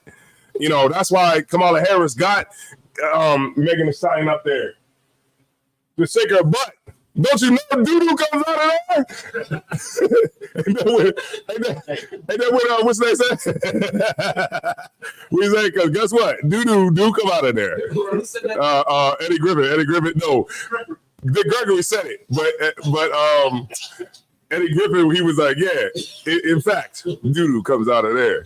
Right? Because he saw Ice Spice, like, Ice Spice was like shaking or something like that, and that's what he said. Go ahead. Like, do you see the clip of what Judge Joe Brown when he talk about Kamala Harris? Yeah. And he described her what she was doing, like she wasn't good at none of her illegal. Yeah. But she was doing a lot of more of you think sexual vibe. Right. No, look, a so-called black woman or Indian woman doesn't get to the top of power like that without, doing what she got to do to get there. If a black woman will do anything to get on nowadays, they'll do anything to get on. They'll go on a 20 versus 1 and really put yourself out there to just be stupid. Y'all see the baddies audition in Detroit? The baddies audition in Detroit, it was a full-out fight. But like it's because black women know to get on, I gotta fight. I gotta get on this show and act like a damn fool to try to hopefully get famous like Cardi B or get famous like Krishan Rock or hopefully get famous like Sukihana. So I gotta go on here fully well just to fight black women. And they know too. They put you in front of an open bar and a camera and just let you just go ahead and drink and then just sit there like this and wait for you to just act stupid. And at the baddies audition, it was a full-out Royal Rumble in there. But while they're in line, they're fighting while they're there to audition for the show. National Geographic. Yeah, because it's National Geographic. They just watching. White people watch that like, look, this is Kamala Harris's constituency. This is what they like. They got Saucy Santana telling you to vote. Saucy. Keep reading. Let's go. Let's get a little more on it. But what was that scripture I wanted? The homeborn slave. Is it Jeremiah 2:14? It might not be 14. It is? Yeah, Jeremiah 2:14. But go to keep reading. Can somebody grab that, please? Okay. No, but keep reading a little bit. Call. The book of Leviticus, chapter 26 and verse 20. Uh-huh. And your strength shall be spent in vain, Mm-hmm. for your land shall not yield her increase, neither shall the trees of the land yield their fruit. And I had the luxury of seeing America. Farmland, ox. I mean, not ox, but ox today. Ox tails are cows. The tail of cows. It's not. Yeah, I don't know if we know that, but land, far as your eye can see, no black people own none of that. Black people don't own anything. None of this. Black people are only in small portions of the country. Like if you go to Illinois, it's all white. The only places where there's black people at in a big number is Chicago. You go to Michigan, it's white people. Where black people are Detroit. And Detroit is, oh my God. Detroit is, when you go to, like, Detroit is like, how like we got poverty here, like Philly and all that.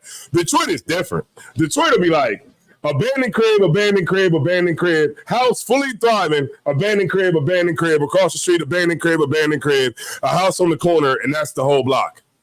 2 people live on the whole block. That's crazy. Yeah, like, and then it's like, it's more like, it looks suburban, like it's like a big house that, you know what I mean? It's not like a row house that just got boards up on. It's like a whole house that's just boarded up and just shabby. And then next door is like a fully thriving house. And then the rest of the block is just, I'm like, I can see why they're giving these houses away for $1.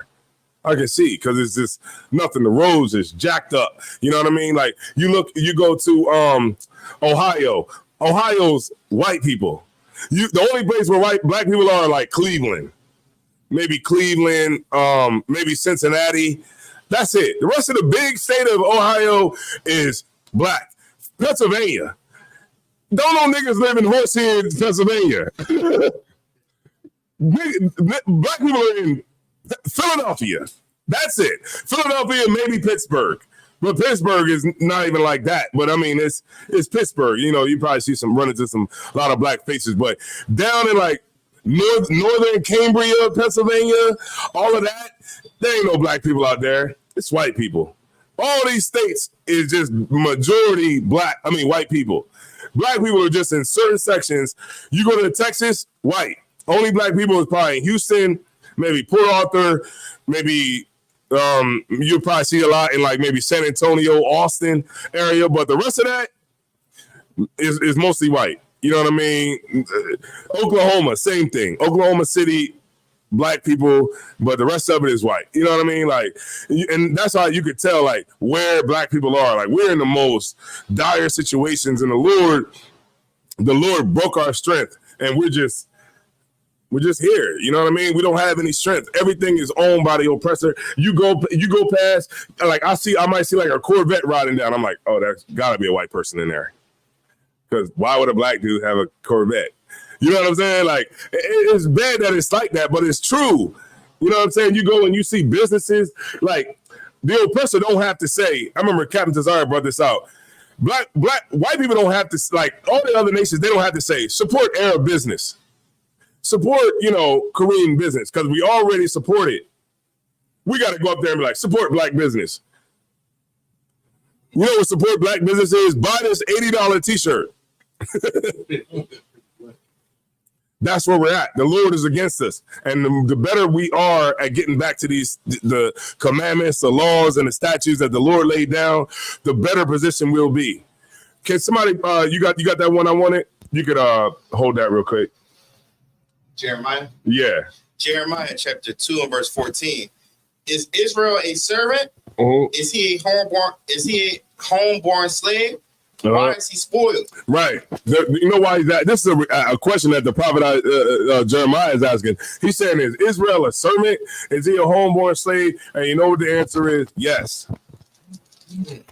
We're homeborn slaves. We don't know what it means to be free. We don't know what freedom even looks like. We don't even know anything about freedom.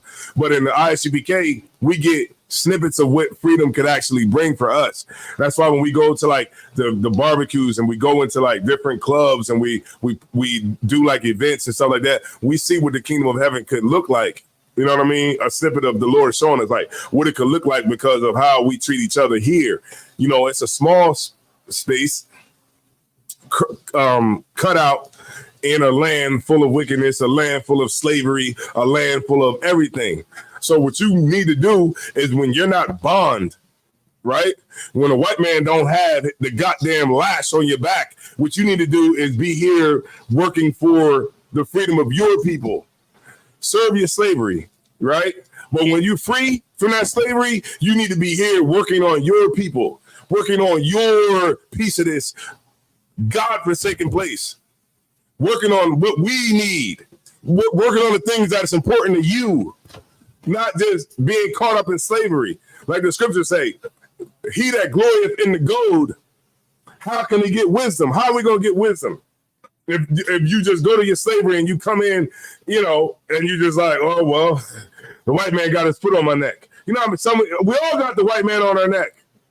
All of us. And there's not one person that is in this damn planet that don't got the white man on their neck. But what you got to do is when you do have that time where the white man ain't on your neck, then you need to be here amongst your people. You need to give love to your people. You need to help your brothers and your sisters. That's all that's going to work. The Lord ain't talking to us no more. We had that. You know the mercy seat? Y'all know what the mercy seat is? The mercy seat, you know what it is called? I only heard Christians speak about it. The mercy seat was over top of the Ark of the Covenant. When it was inside the tabernacle, the Ark of the Covenant, you would have the mercy seat. That's where the Lord would come down and talk to Moses and tell him what to say to the people. The Lord ain't talking to us no more. You know what the Lord is doing now? He's leaving it up to your brothers and your sisters now. This is all we got. That's it. So there's a lot of interpretations of this, ain't it? Everybody got this. Look, when you in middle America, you know what it is? Churches over here. I don't give a damn if it's in the middle of nowhere. Church, apocalyptic church of this, church of that, churches every goddamn where. And guess what all of them got? That's it. The Lord ain't coming down and saying, hey, go to the children of Israel and tell them this. The Lord ain't saying that. We're reading it now. The Lord ain't talking to you no more. That's why people be like, oh man, I got a personal relationship with God. God talks to me. No, it's not. It's a demon that's talking to you. making you think that everything you think is right and everything you want to do is right. And because you get a job, you think, oh, well, this is God talking to me. No, it's not. It's just you just got a job. It's not that deep. You know what I mean? Like, we try to make everything deep in life. Like, let me post this. You know, it's not that deep. You just, you know, you finish school, Most High in Christ. You finish school and that was that. Now, if you in the truth, I would say that, you know, like, yeah, the Lord was with you on it, and that's good. You know, you got a promotion, that's good. The Lord was with you because we know the Lord was with you because you keeping the commandments and you in the truth. But like, if you in the world and you just like, hey, I got a job, man, you know, you just got a job. It's not that deep. You just went in there and convinced the white man that you know, he had enough compassion on you to give you the job. You went in there and he was like, so what you like? I'll be like, I'll be on time every day. I'm on time every day. I never have a problem with that. Off time? I don't need no off time. Yeah. You know how like you go in there to the interviews, stunning, capping like a mug. You go in there like, I don't need no holidays off. Hey, I work every holiday. No, as soon as you do it, like, no, bro, I need Christmas off. I didn't really, you know, by that time you already in the job, but you know, come on, man. I know I was there. I'm still there.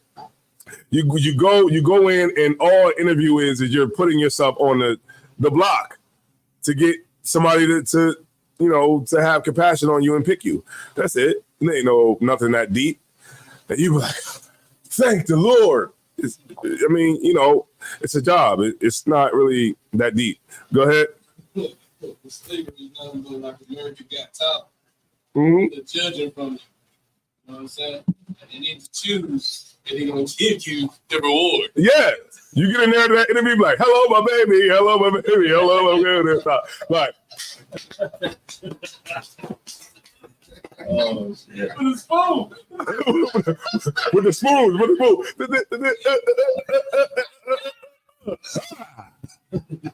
Like this.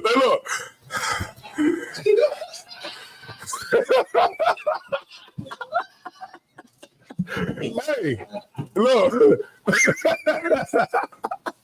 Hey, look. I'm keeping it real. I'm keeping it real, man. We're keeping it real. And that's all I'm trying to say. And we won't have to be in that position if we keep the commandments. Yo, I saw what said the spoons. Oh man. Skip me now. Let's go back to Leviticus, right? And I'm gonna end it out. All right, I'm about to end it out right now. And let's go to 22. Huh? Kamala Harris chose running mate. Yeah. Who's the running mate? Tim Watts. Oh, Tim Watts. Oh yeah. Minnesota. Oh, man. Yeah. Somebody way out the way. Somebody Yeah. leading Yeah, it's always gonna be like that. Leading with the state with the most cop killers. Right. Like you wouldn't like you gonna pick Minnesota. With you know, you're gonna pick that, but State with the most cop killers. yeah, okay, she knew better than to pick like the mayor, or like, you know what I mean, like somebody over like Baltimore, or somebody over, you know, a city with a black mayor, or you know, a black governor or something like that. She knew better than that, because that would be too black. You know, and then, you know, you Stevie Harvey's like, oh, I'm tired of y'all talking about. Did y'all see the Steve Harvey interview with Kamala? He said, I don't want y'all talking about. He said, just like a shucking jiving nigga too. He said, y'all don't need to be talking about what she gonna do for black folk. You know, she can't get into the White House like that. Why would she do something? And he's right. He's right about that. You know what I mean? But damn, it's like, look, man, we suffer from colorism. We suffer from that bad. You know, we suffer from colorism bad. I thought that her running mate probably would have been like a transgender or something like that. Somebody like that. You know, somebody that, you know, after 4 years, after she ran the country into the ground, then they could say, we got to vote for the first black transgender. That'll be historical. It'll work, right? And then she get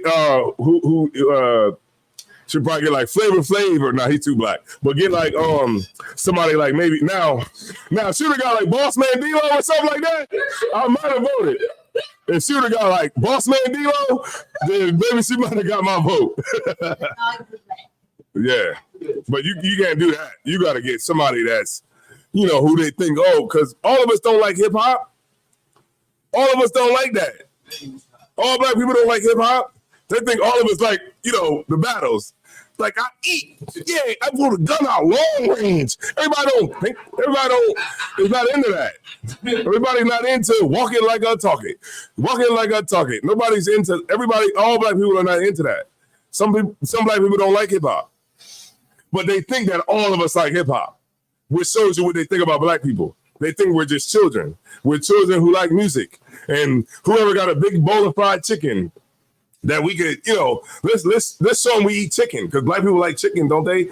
Watermelon, you know, grape soda. Let's get some grape soda up here. That's what we're gonna have as a refreshment, grape soda, because that'll get black people. Like, but when it comes to like, you know, when they try to get like, you know, the Jewish community on their side, what they'll say, man, we support Israel. We support Israel. We support Bibi Netanyahu. We support him. Man, we support all your policies. Yeah, we support them getting $10 billion a year on reparations. We support the Chinese. Yeah, we support them. We're going to give y'all Chinatown in every major city. We support the Chinese. We got all our backing. There's an article y'all should read, is why Chinese people don't vote. You know, the number one growing minority in America is Chinese, not black people. Black people and Chinese people don't vote. They don't do none of that. And they are the number one growing minority in America, the Asian community. Go ahead. I was going to say, I've been running all up and through Wilmington up near Tallyville and like Chichester and all that. And I don't even know where they hiding all the Chinese people, but I do see a lot of East Indians as well, like whole neighborhoods and apartment complexes full of them. And they starting to build up neighborhoods. So they probably the second, you know, largest growing minority in the United States. Azawar brought it out when we was at camp in Harlem. They are confederate against us. All the nations are around. That's why they're going to get the punishment that's coming to them. But we got to be in a position that to make provoke the Lord to want to punish them. All we do is provoke the Lord to be angry with us.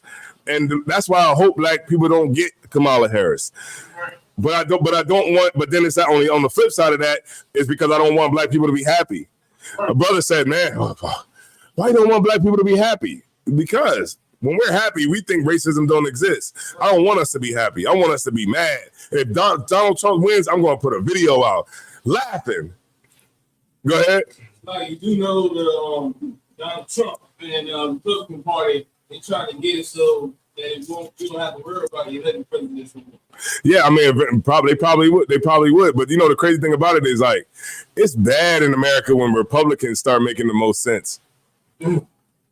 Republicans make the most sense. Like, they're like, why should we have a big dude, 6'8", you know, going, you know, boxing a chick who, you know, fought hard to get to the Olympics and then get knocked out by a transgender?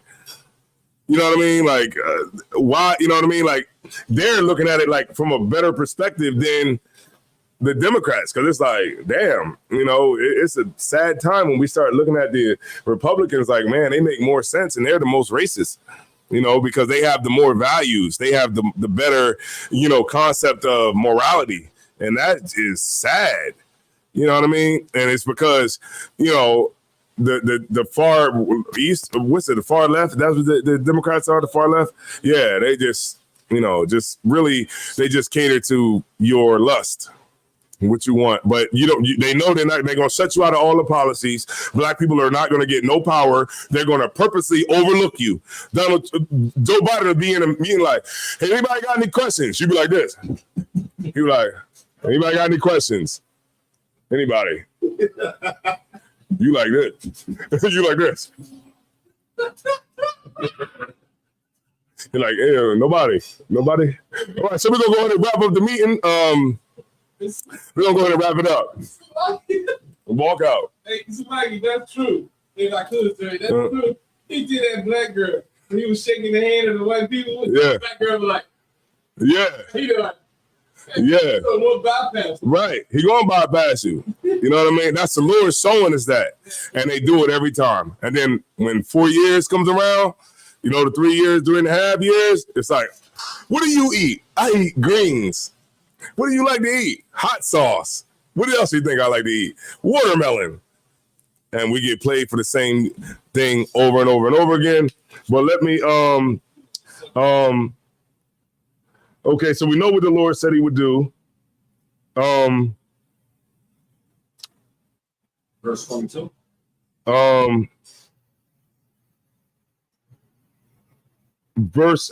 Read 24 and 25, and then I'm gonna end it. Count out of one kind.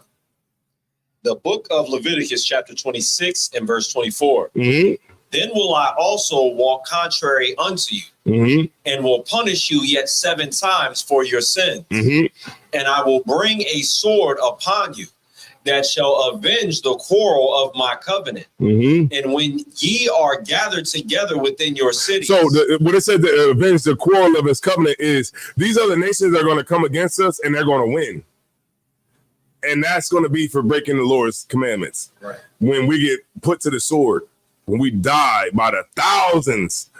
You know, Moses, when they didn't stand with the Lord and they was messing with the Midianites, Moses went to the camp and killed like 24,000 people. You know what I mean? Like literally, it was like that. So just imagine if we like literally like go to war and we all lose. We go to war and lose. Like, you know what I mean? Like you go to war and we just die. And that's it. Like, that's whack, right? Why would you want to go to war? You know what I mean? Like right now, we don't even want to go to war. We don't want to get in war because you're probably gonna die when you go, or your legs gonna get blown off, or something like that. And you're gonna be maimed, and you're gonna come back, and your wife probably gonna be with another dude, and they probably gonna have you on the couch or something like that. Like, you know, you need to get, you know, your wife probably, you know, you can't do anything anymore, so your wife probably gonna have you out on the couch, and she gonna have a dude that comes through every now and again, and there ain't nothing you could do about it. Ain't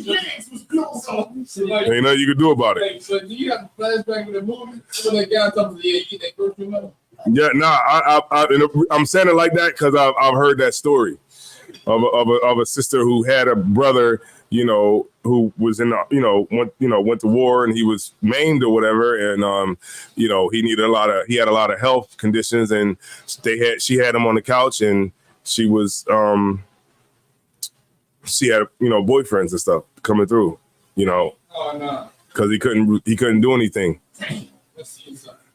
Yeah, so he just, you know, sit on the couch and that's it. Get the money and pay the rent, help pay the rent. That's a lot of times than not. That's what happens. You know, you catch cancer and all that. Your wife is on the 21st one, like, Pop, like, where you got a man? Like, yeah, he's at home on the couch. Or no, she gonna say she ain't got one. She's single, huh? It's complicated. What you say? Hey, it's complicated. Damn. Okay, let's read it. Let's finish it out so we can finish out the class. Verse 25, and I will bring a sword upon you that shall avenge the quarrel of my covenant. And when ye are gathered together within your cities, I will send the pestilence among you. Right, roaches, ants, you know, water bugs, you know, rats. That's the pestilence. Keep going. And ye shall be delivered into the hand of the enemy. Okay, and one more verse, 26. Verse 26. And when I have broken the staff of your bread, 10 women shall bake your bread in one oven, and they shall deliver you your bread again by weight, and ye shall eat and not be satisfied. Right, because everything the abundance that we would have would diminish. Right, when you go into the grocery store right now, and you get like some bread, some mayonnaise, some pickles, some turkey, some cheese. That's about $100. It's about $100 easy. chips. Whoa. You want some chips to make it the crunch and all that? You want to get all that? Hey, look, that's gonna be another $5-6. So you looking at about $1.06, $1.08 if you want to enjoy some sandwiches for the night. Clean 100. Everything that we have would diminish. And this is what we've only experienced in America. Everything we got just diminishes. And no voting will get us out of it. No standing on the corner protesting is going to get us out of it. Marching for, what's her name, Sandra Massey. All of them, that sister, man, you know, which she probably wouldn't have went through that if she would have had a man in the house that would be there. They'd be like, yo, what y'all want? Well, what's up? What?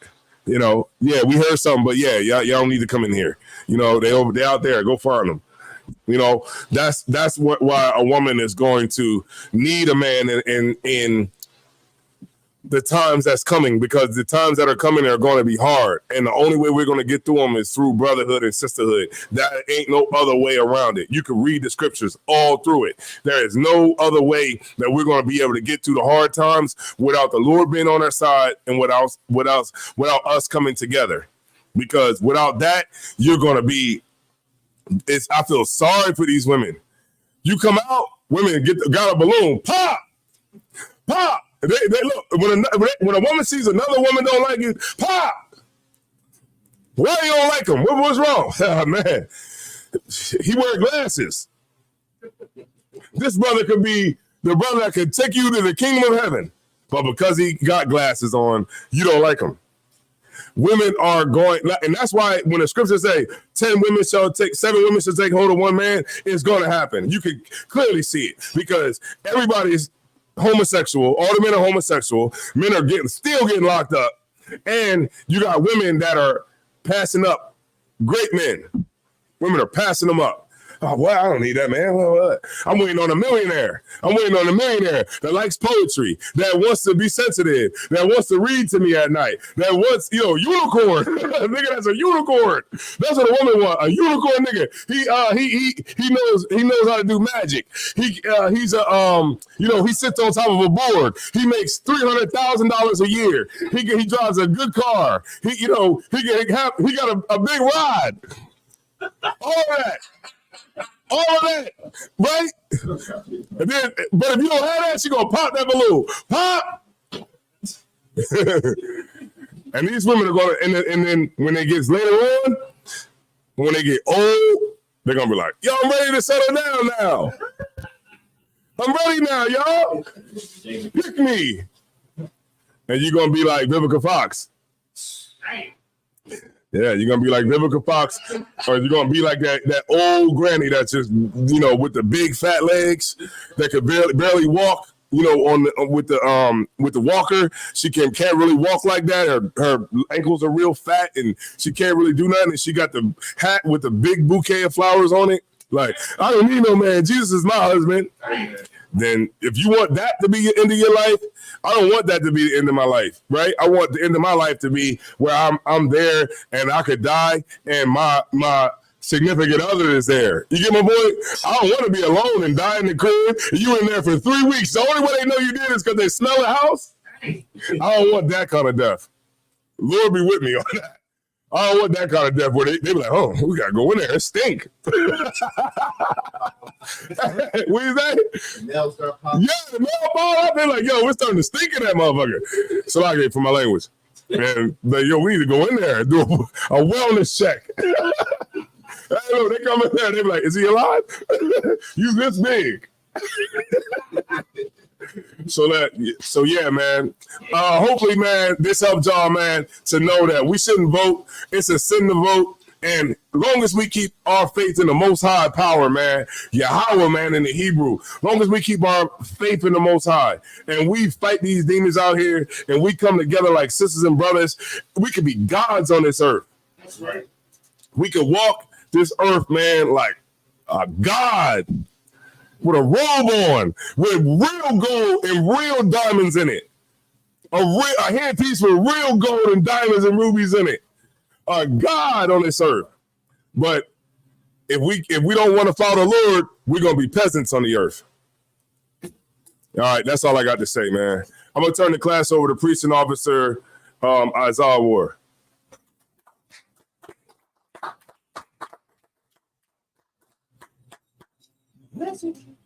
Science Christ, man.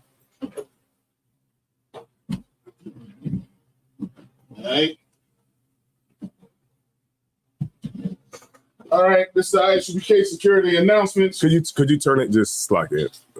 Go through. Rules for new brothers and sisters. When a new brother or sister comes into the school, they are off limits for 6 months. They are to be saluted only. They are here to learn and shed themselves in the world. If they need transportation, the teacher will arrange it. After 6 months, if a brother or sister has, it's part. If a brother or sister has an interest in a particular person, they are to seek counsel from the heads. Tithes, which is a commandment. Numbers 18, verse 21. Malachi 3, 9 through 10.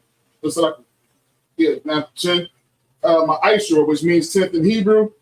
That's 10% of every penny of any increase the Lord gives. And I mean, of course, y'all want to donate some liquor, we'll take that as well. For the priest's offering. Let me see here. Give to okay. One more thing too, we got a ISUPK Delaware camping trip, man, that's coming up on October the 16th through the 24th.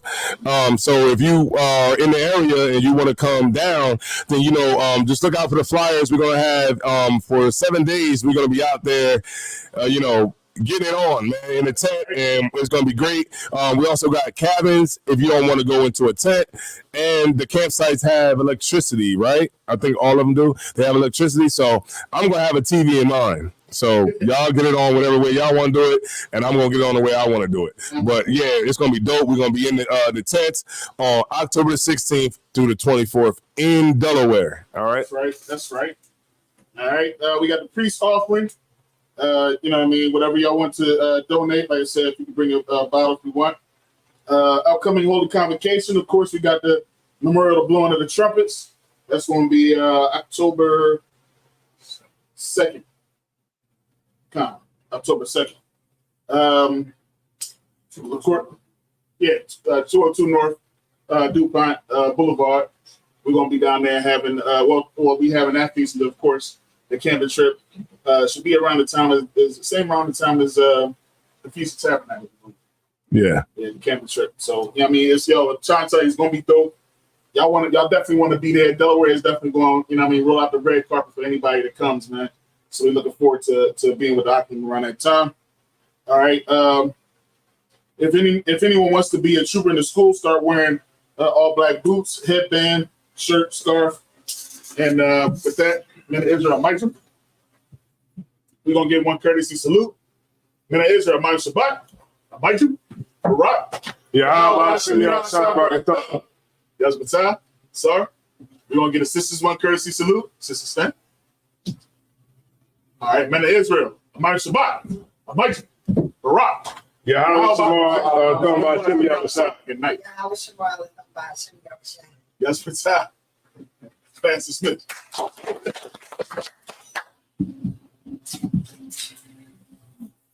Okay, I'm unplugged the charger for you, Z. No, that's all right. It's all good.